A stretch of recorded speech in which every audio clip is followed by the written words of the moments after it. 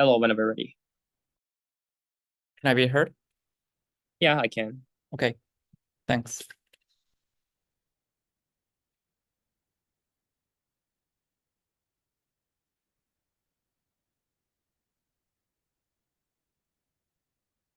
My speech starting 3, 2, 1.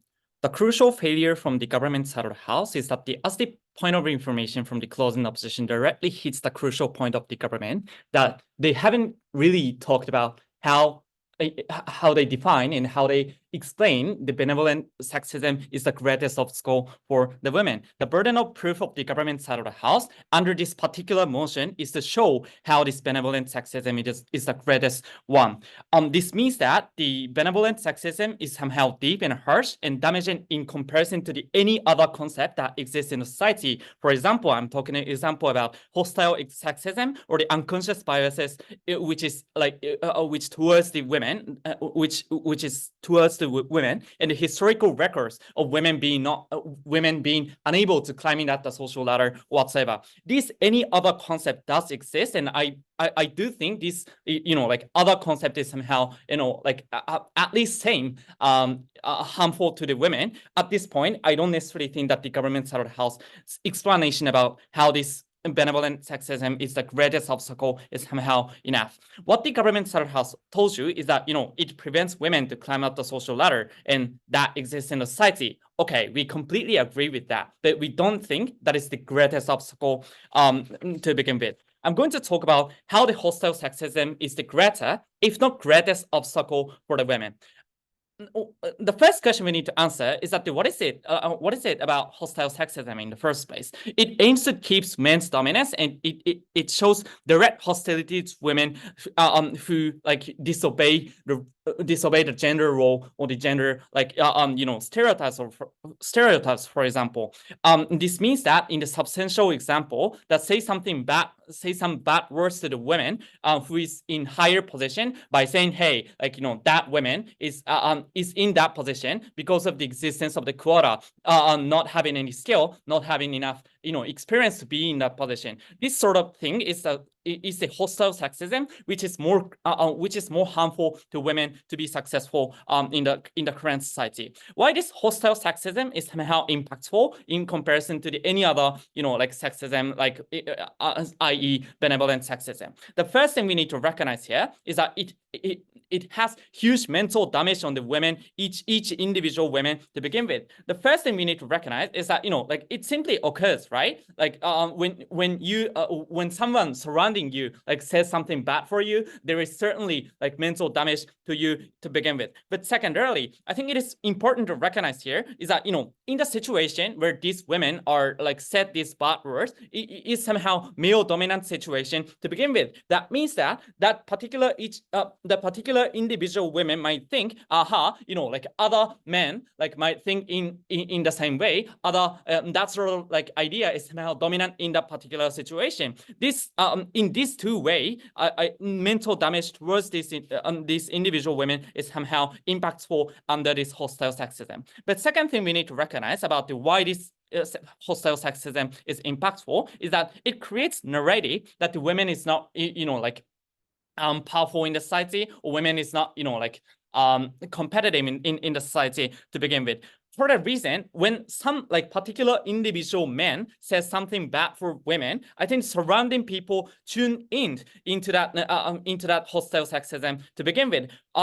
Especially when someone uses some aggressive words to the women. Why is that? Because especially from the perspective of the man, the existence of the women is potential threat to themselves, because that women might take your seat in that corporation. That women might replace your position in that society. And in this particular situation, when someone says something very aggressive and hostile to the women, a surrounding individual might be harmonized in that way. This means that the existence of the one hostile sexism person like might influence the like other individuals' mindset in that particular scenario. This is the second reason why the hostile sexism is somehow impactful. But third reason is that this is kind of like same logic from the government side, that this hostile sexism might prevent future generation to try to climb up the social ladder, for the reason that when some like particular women like climbing up the social ladder was attacked under the attack of the hostile sexism, that impression might continues to exist towards the future generation, and future generation, for example, kid doesn't have incentive to try to be in that position, for the simple reason that they know they are going to be harassed, they are going to be aggressed by the male in that particular sphere. For these three reasons, I think hostile sexism is somehow very, very harmful for the women to be successful. Third question I want to answer here is that what is the difference between the hostile sexism and benevolent sexism, and why the hostile sexism is more like harmful for the women? The first reason is that the existence of the direct hostility shows how the hostile sexism is far more greater, like a threat to the women in comparison to the benevolent sexism to begin with.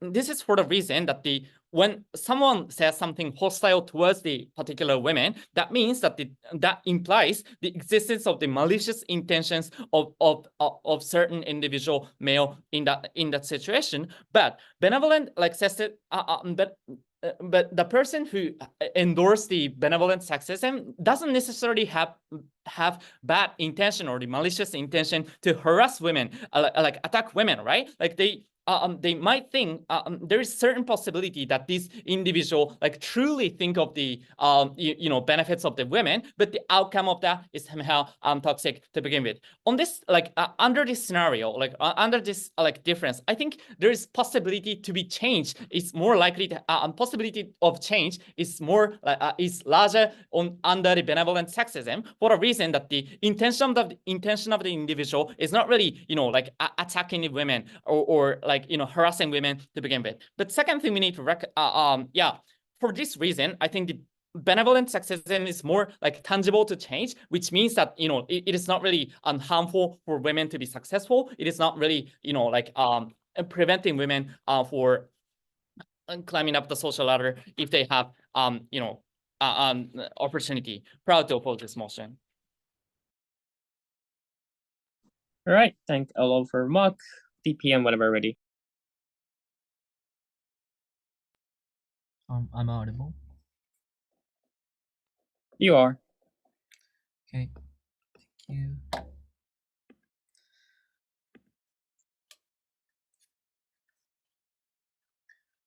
POI on chat, please.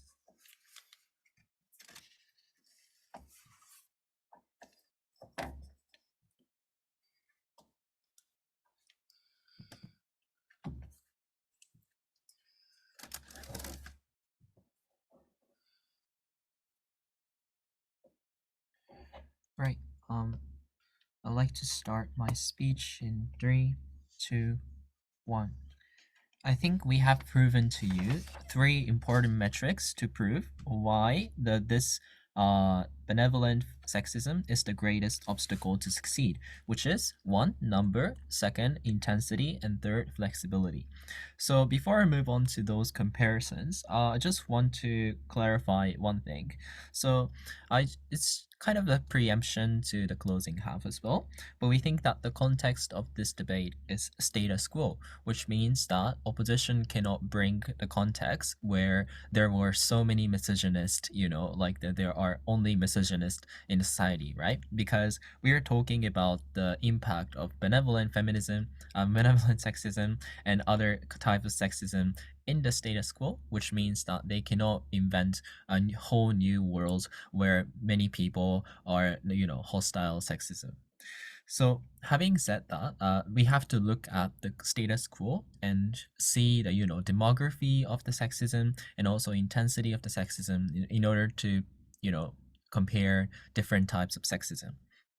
So having said that, let's move on to the extension of the impact. So we think that opposition side seems to kind of underestimate the impact of benevolent sexism, but we think that we proved a very important like the impact coming from benevolent sexism, right? So first thing is that the inferiority complex. So oftentimes this benevolent sexism is internalized by women, and I would like to talk about the why internalization is so crucial in this debate, but I'll talk about later. But we think that when women like internalize those like the narratives, you're more likely to feel inferiority complex, even if you are quite satisfied with the society narrative saying that you should be a housewife, because even if you become a housewife, there will always be husbands or society like shutome, for example, like who continuously say that you are not a perfect or you are not a good housewife, right? So which means that this benevolent sexism is used to like an abuse or just attack. It's kind of used as a legitimate reason to attack individuals or women in the society, and we think that this is quite unique, because other hostile sexism like narratives are not internalized, right? Like even if there are some discriminatory people in society, you can just simply say that yeah, they are crazy, so we don't have to internalize their narratives. But if you're praised, or if those narratives are positive, people are more likely to internalize, then you're more likely to have inferiority complex. The second impact is that physical or mental damage. Opening opposition seems to imagine that benevolent sexism doesn't cause any harm, but we don't think it's true, right? Because most of the physical or mental abuse is justified or is perpetuated by using this benevolent sexism. For example, like the acid attack, for example, in some cases, there are kind of societal narratives that this is the that like this is the best woman, or this is the like personality that women should have, and for example, husbands have the obligation to fix their wife's personality if it is wrong, and it's one justification or one main cause why acid attacks is happening in a society, for example, and any other things, right? Any other physical abuse. The reason why there are so many domestic violence is because the men or husband thinks that it's the just way, or it's the thing that they should do.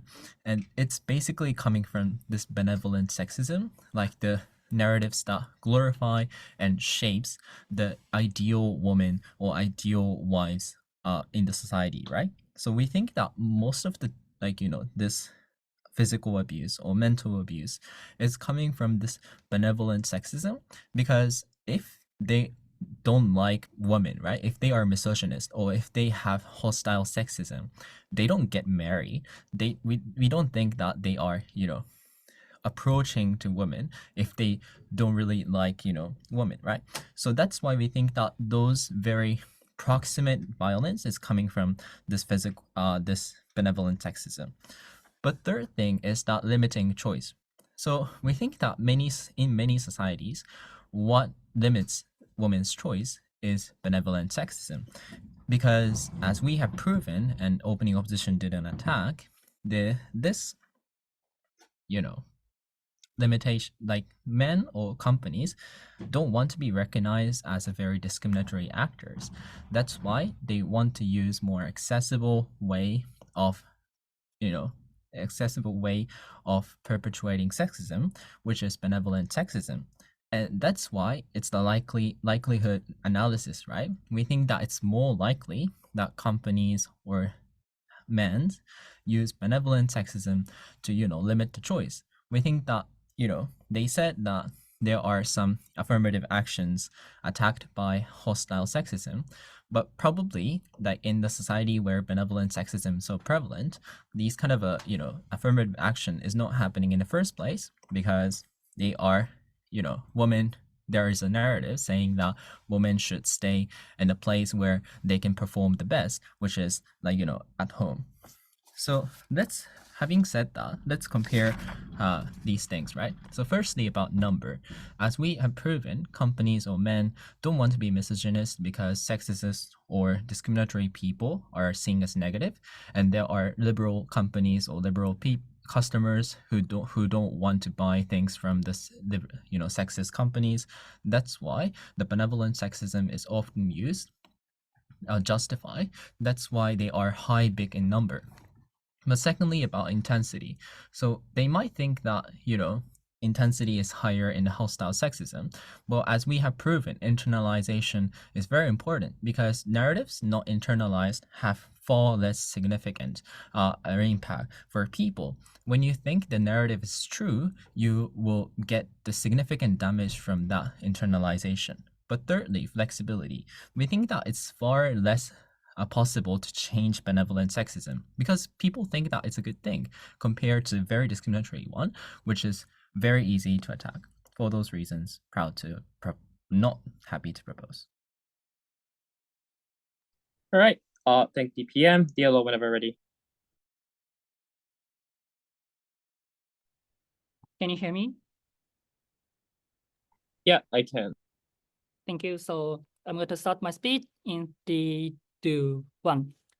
I think the motion is, as my partner has already explained, not just a debate to prove benevolent sexism has a potential to women's and negative aspect to women, but to prove this is the greatest obstacle among other things, especially we choose to prove the opposite style of the approach, like hostile sexism is more problematic obstacle, and that's why we oppose. I do agree there is an idealization through media or indoctrination through parents. And I do agree we are not living in the world where 100% of men are sexist or misogynist, right? But my question here is that whether the opening garment or the garment side has successfully explained the likelihood or seriousness to the women under the benevolent sexism. So I'm going to talk two things in my speech. Firstly, why hostile sexism exists to the extent that we cannot neglect. But secondly, the comparative of the why hostile sexism is likely to be more obstacle than the benevolent sexism. So firstly, on the likelihood. The first thing here is that there is a conservative in the world, like we do consider, right? And the places where the most conservatives, there should be the type of the hostile sexism exist. So which means, I think even if we do concede that the number of these hostile sexists can be the lower than the benevolent sexists, I think you cannot just neglect the existence of those hostile sexism. But secondly, I think the hostile sexism and benevolent sexism is actually really close idea in the first place, because the only difference there is how it is going to be delivered to women, or how the language they use in the attacking women is different, right? So I think the logics to explain the likelihood of benevolent sexism, for example, like the indoctrination through media or the parents' education, can be also the reason to support the existence or the likelihood of the hostile sexism in the first place, which means I think even if you are, for example, even if you go through the same education, I think how extreme you at the end of the day exist can be different based on the how kind of other idea you get from the world in the first place, which means the extent of the extent of the sexism you will get under the education can be really different to people, which means I think the reason to explain the existence of the sexism and the existence or the likelihood of the sexism also support our idea in the first place. But third of all, I think there is an echo chamber under the hostile sexism exists, for example, through media or through social networking services. They can reinforce their own idea and they can confirm that you have the people surrounding you, and also you can validate your idea through discussion through social networking services, which is the reason why we have some polarization in the, for example, politics in the first place. You have the extremist on the right side, also the extremist on the left side. What is crucial here is that the government side tried to illustrate the world where the sexist people are distribution of the sexist people are really like, for example, the normal distribution, right? You have smaller number in the people in the extremist side, and you have more number of people in the like middle of the distribution. But actually, it is not true, right? We believe you can have more number of people at the extremist side if you have some kind of like polarized world, right? Which means I think there is enough reason for us to believe in terms of even number, you can have more number of the hostile sexist rather than the moderate one, which is the benevolent sexist. But fourth reason under this argument is that even if we concede the number is small under the hostile sexism, they haven't proved why number is more important issue or more important like key factor for women to decide which is the greatest obstacle to the success in the first place. So which means I'm going to prove why even if hostile sexism are smaller, the people who like adhere to hostile sexism are smaller in number, why we have to care them more than the benevolent sexism and why that's more obstacle. So firstly, literally as definition, and also my partner has explained, hostile sexism directly tries to assault and prevent women from seeking their liberty. So especially evaluating how much it's obstacle in success, benevolent sexism isn't the greatest. The clear reason here is the intention behind the sexism is the more strong and aggressive in hostile one, which means I think there's a three key like seriousness. Firstly, they are likely to be more confronting or conflicting to women in public places or like working places in the first place. And also, they will likely to use more directly assaulting languages to the women in the first place, which means I think the possibility of the women is likely to be more hindered on our side of the house. But secondly, they are likely to seek like someone and like something, or they are always trying to seek or like searching someone and something you can attack under your sexism idea, which means the scope of women who will likely to be suffer will be more bigger if like under our side of the house rather than the other side of the house and by the men who have just like benevolent and maybe some like not malicious intention under their side of the house, which means the scope, even if the people who have the sexism idea is smaller in number, the scope of the women who will be suffer from particular like smaller group can be more broader than the benevolent sexism in the first place. But third of all, I think they themselves have explained under benevolent sexism, men's intention are like somehow better, right? Which means the possibility of the benevolent sexism can be changed to really benevolent to women idea through current progression in media or education compared with the one who's not just like unconsciously believing, but actively holding hostile idea to women is extremely like higher, right?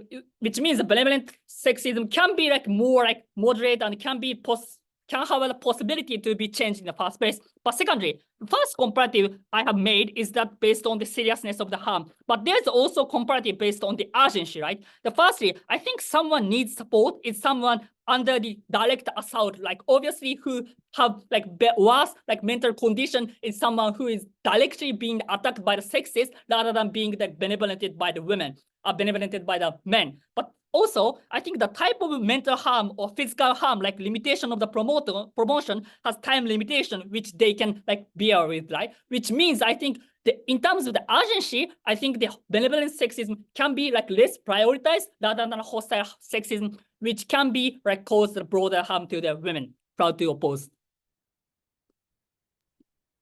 All right. Thank you, law for mock. MG, whenever ready. Hi, can you hear me? Yeah, I can. Okay, thank you.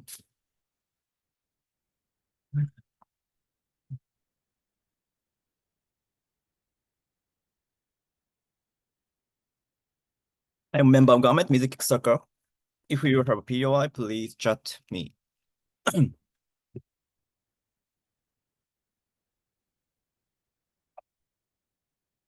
I'm going to start my speech within 3, 2, 1, go ahead. Thank you, Chairs. The opening comment can successfully told you how those kind of benevolent sexism is so deliberate and exists in a society. We think that kind of argument is important, but at the same time, opening comment's argument apply to entire sexism because our entire sexism itself exists historically, and it is created by male incentive, and it is taught from the early age, and internalization happen. Therefore, closing comment will bring you the more detailed uniqueness and show how that kind of benevolent sexism is so difficult to challenge and change. By showing this, we are going to prove why this kind of benevolent sexism it should be the greatest obstacle. This is our extension. I'm going to talk about this extension from two parts. So first, let me talk about how the opening opposition's argument, which is about especially the impact of hostile sexism, is not unique at all. We are going to kick out the opening opposition. Secondly, I'm going to talk about the detailed uniqueness from three pieces of detailed uniqueness of benevolent sexism. So first, let's talk about opening opposition's arguments. They talked about, for example, how those kind of hostile sexism gives, for example, the psychological damage, or it prevents future generation to climb the social ladder. We think entire argument is not unique to the hostile sexism. Why? Because A, in terms of the psychological damage, actually those kind of things are likely to happen also in terms of in the case of the benevolent sexism. For example, if the boss says that's why we do not allocate this important job you because you are a woman, you have to take care of your children at home or so forth.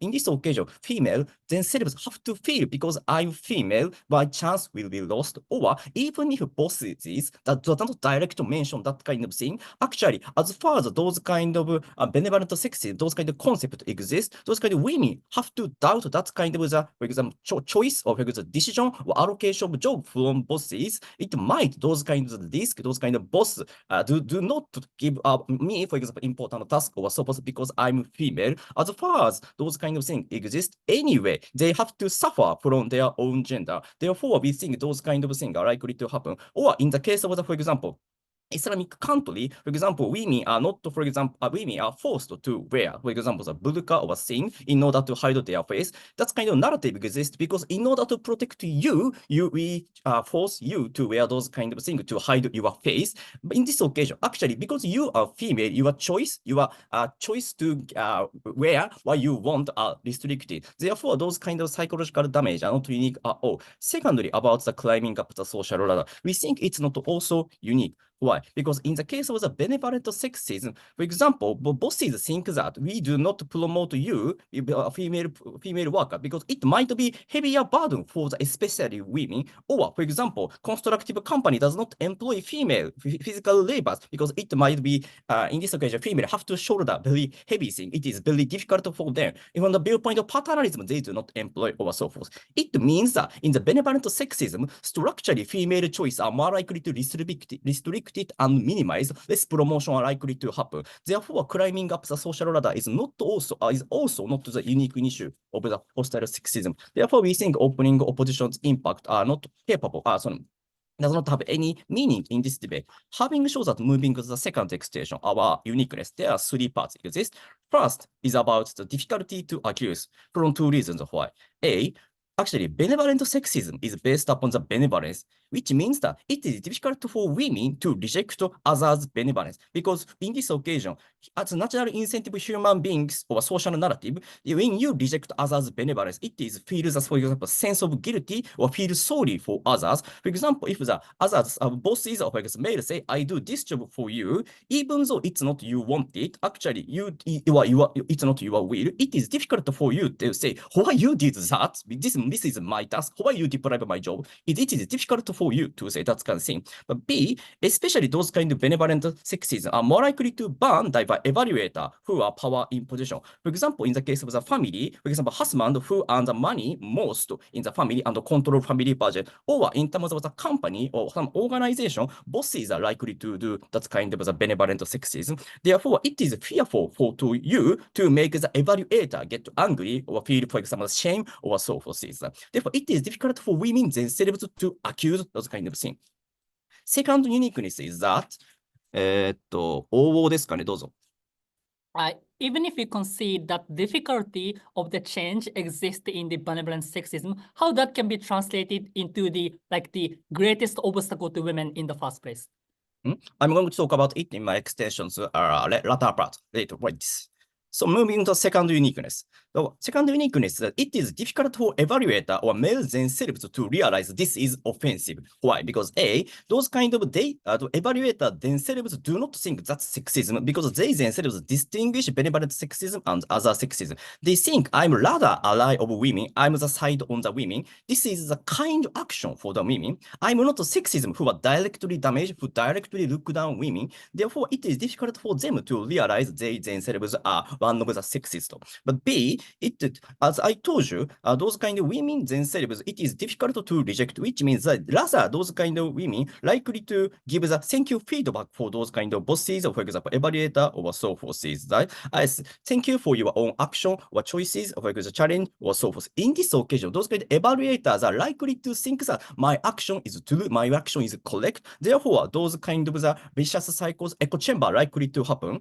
C is about the some women actually can get the practical merit from the benevolent sexism itself. In this occasion, some women themselves are some women are likely to accept those kind of benevolent sexism. For example, if there is a narrative female should be protected as male or so forth. For example, if you want to, for example, shoulder belly tremendous amount of the documents inside your company, and the bosses say that why you make that kind of female workers to carry those kind of things, male workers should do that. In this occasion, you are released from the very heavy tasks, very heavy tasks, which is physically very stressful for you. In this occasion, actually, it can be immunity in some cases, and you are released from some of the complex job or so forth is that. In this occasion, some women can get the practical merit.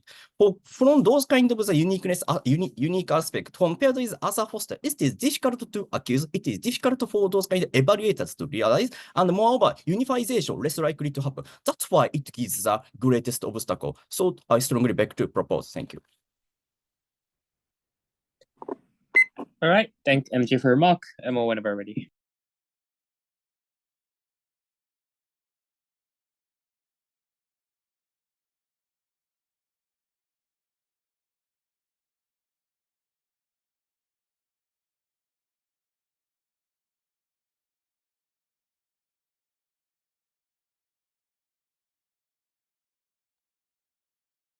Am I audible?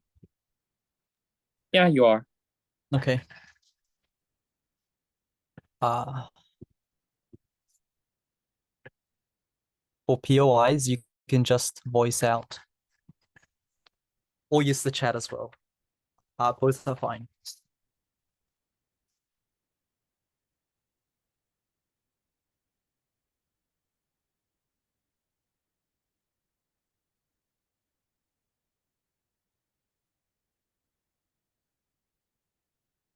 People's actions are motivated by numerous factors that are oftentimes interconnected with each other.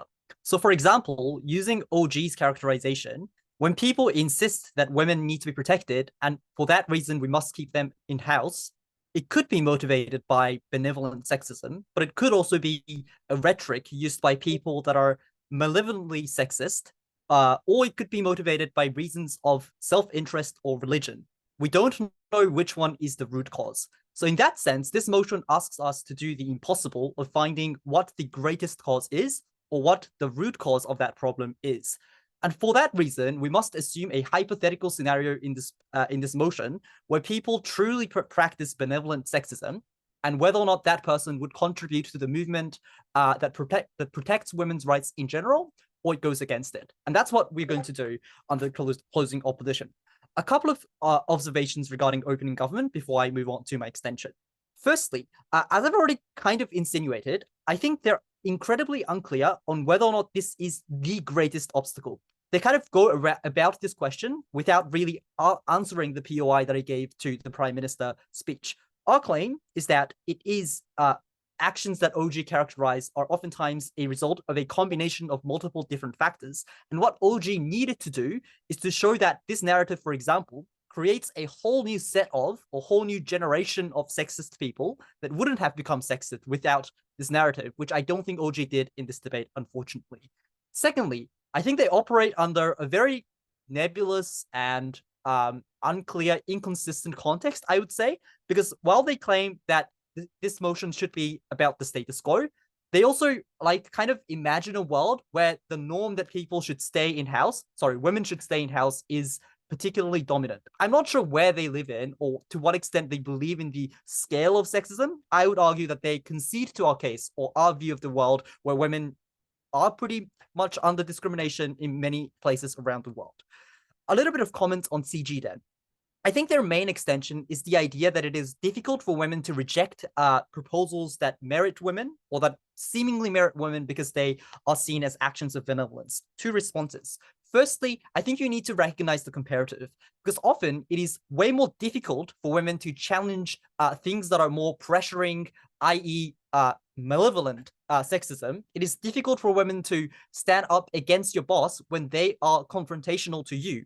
I think they don't recognize that comparative. In fact, the problem about power imbalance, which is their second mechanism, is completely symmetrical on the both sides. So I would argue that it is much easier for women to challenge on the our side of the house. But secondly, yes, you can challenge. And if it is not an important job, you don't need to challenge, is our claim. And it's going to be on our extension. I don't understand why, tedious jobs or troublesome jobs are necessary for women to progress. I don't think CG explained this. So our first extension is going to explain why benevolent sexism is actually a key driver for progress.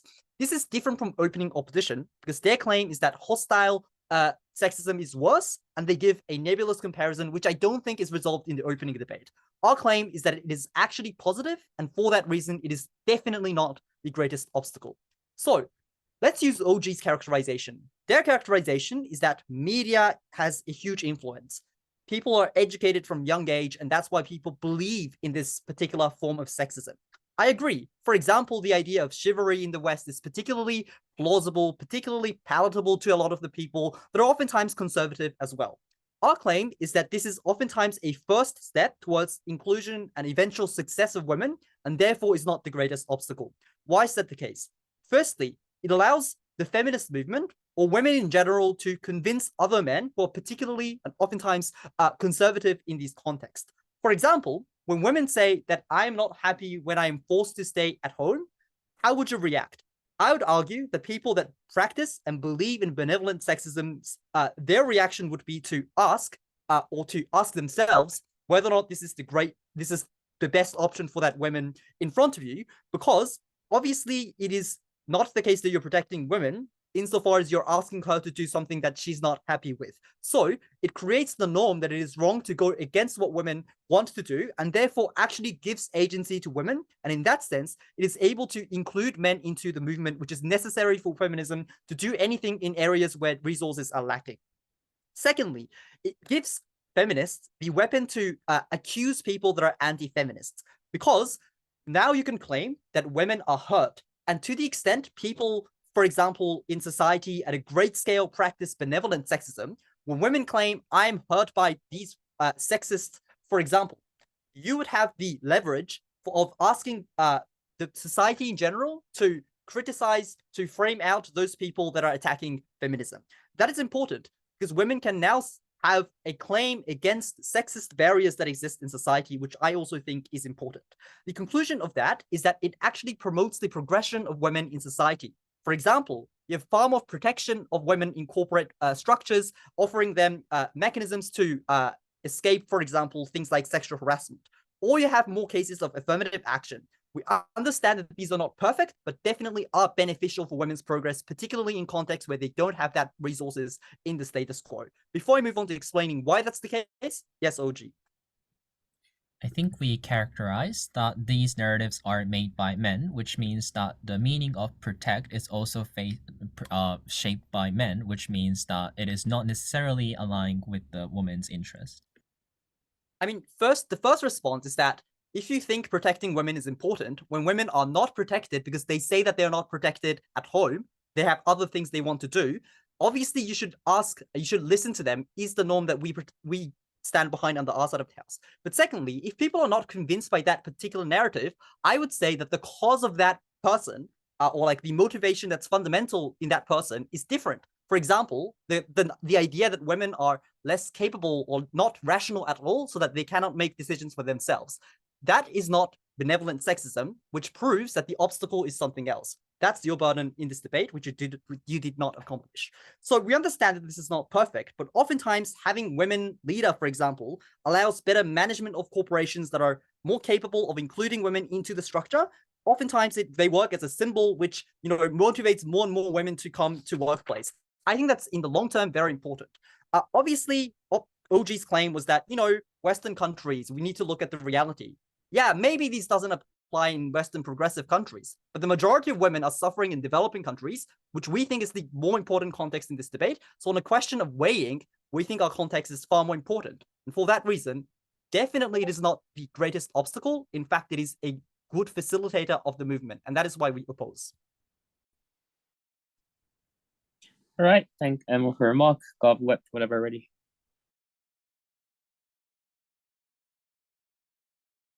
Actually, I'm not ready, but I want to start.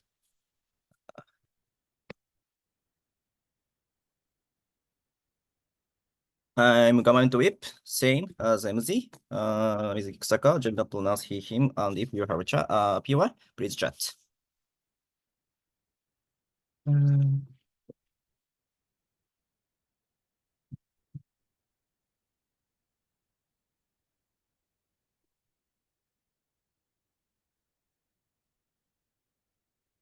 I'm going to start my speech within 3, 2, 1.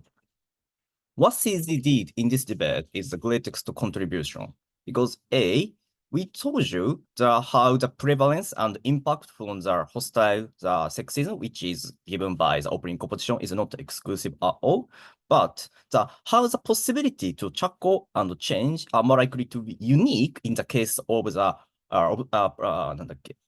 benevolent sexism.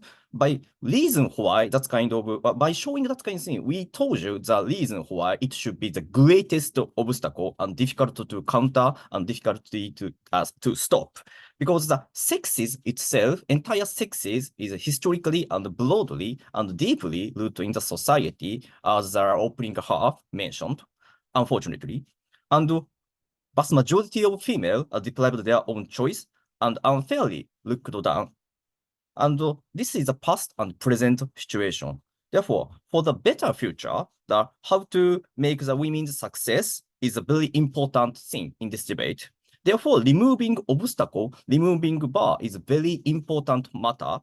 Therefore, how it is much more easier to challenge and the change and the tackle should be the criteria of that kind of whether or not we define whether this is the greatest or not. In this occasion, what CZD is very important. We told you the 3 uniqueness. A, difficulty to accuse, and B, difficulty to realize, and C, the less unite among women are likely to happen, especially in the case of the benevolent sexism. Why this is the reason why you can say that it is the word the greatest, because especially the opening composition told us that hostile sexism is much more problematic. No, because in terms of difficulty to accuse, for example, in terms of the hostile sexism, if there is a, for example, word, women are not good at, for example, mathematics or science, there is no logical reason and logical data or so forth. Rather, it is easier for women themselves to refute and rebuttal. For example, historically, actually, females, for example, educational chance are limited. Therefore, statistics unfortunately show, for example, some of the female students in the university, especially among the scientific subject, is less. That's kind of historical reason exists. They can refute that kind of thing. Or, for example, when there is some sexism remarks exist, women are not capable to consider deeply or so forth. Actually, there is no positive meaning. That's just hostile itself. Therefore, pointing out and realize how it is so problematic is so realized when those kind of males say that's kind of so just hostile thing and no positive meaning thing exists. Actually, it is easier for women themselves to refute and make those kind of evaluators to realize how those kind of thing is so problematic. For example, when those kind of female use the mirroring, if those kind of same remarks are given, if for example male are not capable to consider deeply. How do you feel? By showing these methods, those kind of people can easily realize. But in the case of the benevolent sexism, even though that kind of position itself is changeable by using the narrative of the mirroring, it is also somehow beneficial for those kind of evaluators themselves. Therefore, it is difficult for them to realize how it's so offensive. But third uniqueness is about the unification. As we told you, in the case of the benevolent sexism, some female can get the practical merit. In this occasion, it is, for those kind of women, it is no positive reason to reject and oppose and accuse those kind of the benevolent sexism itself. In the case of the hostile sexism, as I told you, that's kind of intuitively very harassing or very disgusting for the female. Therefore, they want to change that kind of situation. Therefore, more and more unification among those kind of women themselves are likely to happen. It is important. For example, when we consider the political activity, for example, election, for example, pressurization to the politician, or for example, the social movement, such as #MeToo movement, or so forth. Because when there is a less unification, which means less voice or less representation, or less pressure or less anger for the society exists, right? Later, please. Therefore, when we consider those kind of mobilization, we think that unification is a very important factor when we consider whether or not it is a more challengeable thing or so forth.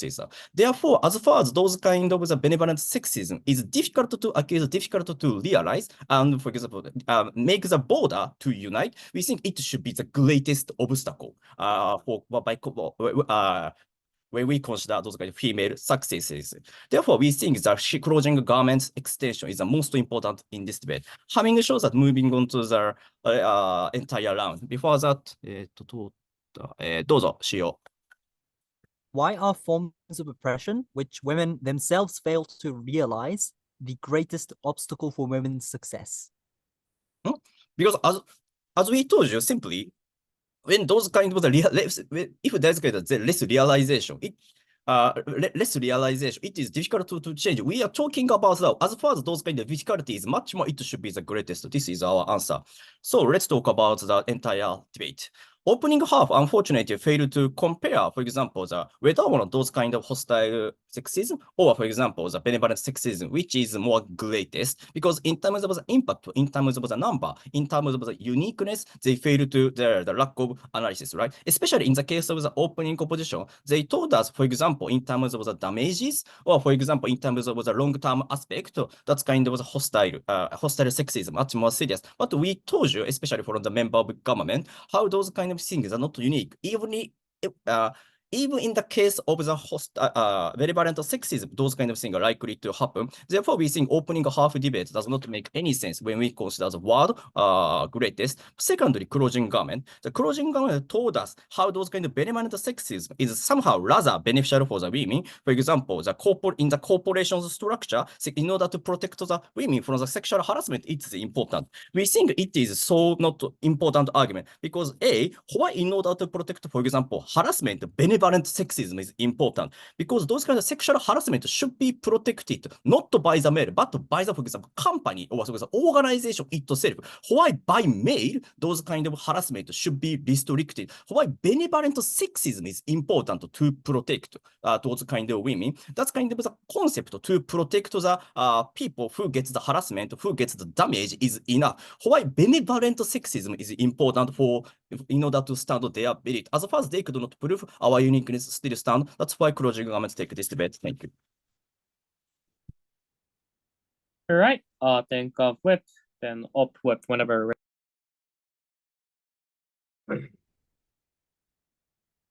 Hello.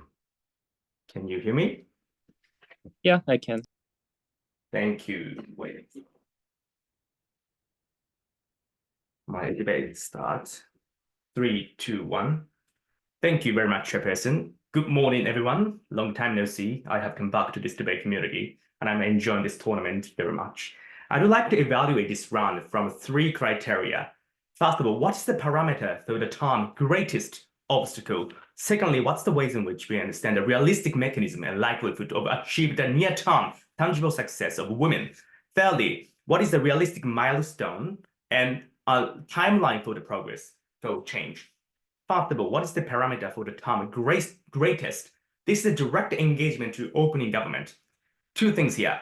Firstly, this debate is not about there are some good aspects or bad aspects of many different kinds of narratives. What the burden of proof that opening government has to prove in this debate is why, in general, this benevolent narrative has inherent structure to become the worst and worst narrative that we have in a society. Just by providing some bad aspect of benevolent sexism isn't good enough for opening government to prove that burden of proof in this debate. How they fail in that in two ways. First of all, the Prime Minister's logic is very dependent on the context. There are some contexts in which traditionally male can justify by utilizing this rhetoric to stop any progress further.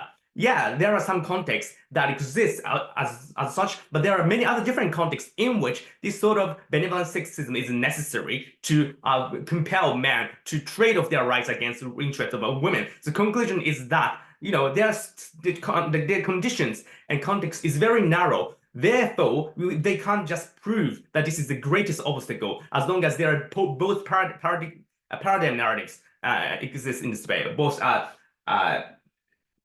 two different worlds exist in this debate. On second level, Prime Minister even explained even further than that. There are some unique aspects of oppression which is inherent in benevolent sexism.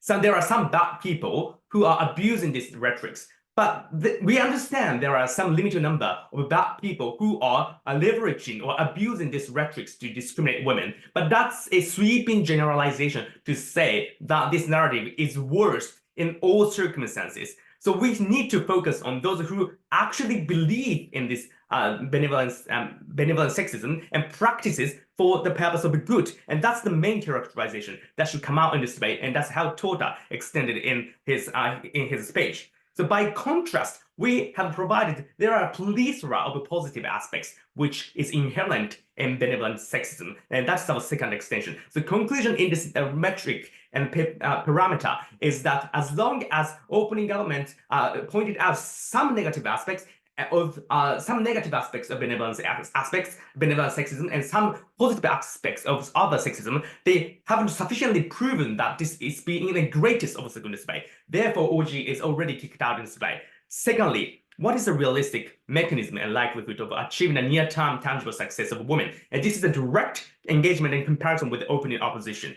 So opening opposition nicely explained that hostile sexism is harmful, but what they lack is the counterfactual. Why benevolent sexism is better and thereby having stronger power to spearhead the success of the larger number of women.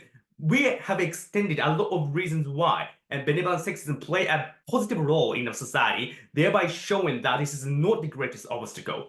What is the key drivers and key logics that we have provided in this debate? Two things here.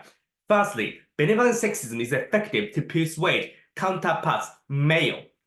This logic is vital and important because we need to focus on the number. That's the base metrics that opening opposition and open government focused on. In order to maximize the number of supporters, it is necessary to persuade the male counterparts as well and include them into the movement of feminism and include the movement of social progress. In order to do so, this metric of benevolence is necessary, and this is vital because we need to make the movement sustainable. In order to create a democratic change, we need to get as many votes as possible from male counterparts as well. Therefore, this notion of benevolence is critical. On the second level, what Tota explained is that women are able to weaponize these rhetorics to defend their career, to defend their interests and autonomy.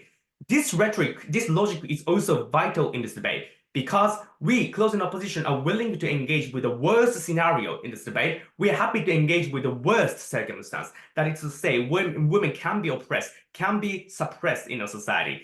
In the worst circumstance, with the last guardian and last option that women have is to weaponize this rhetoric. Hey, please listen to me, respect my agency, respect my choice. I want to do this, I want to pursue my career, therefore protect us. This sort of counter-narrative or countervailing views and rhetorics is the only last weapon that women are able to resort in this worst circumstance.